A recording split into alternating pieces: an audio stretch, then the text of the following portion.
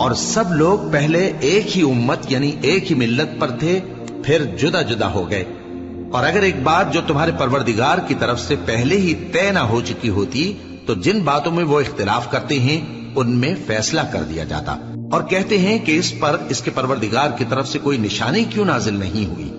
کہہ دو کہ غیب کا علم تو اللہ ہی کو ہے، سو تم انتظار کرو، میں بھی تمہارے ساتھ انتظار کرتا ہوں۔ اور جب ہم لوگوں کو تکلیف پہنچنے کے بعد اپنی رحمت سے آسائش کا مزہ چکھاتے ہیں تو وہ ہماری آیتوں میں ہیلے کرنے لگتے ہیں۔ کہہ دو کہ اللہ بہت جلد تدبیر کرنے والا ہے، اور جو ہیلے تم کرتے ہو ہمارے فرشتے ان کو لکھتے جاتے ہیں۔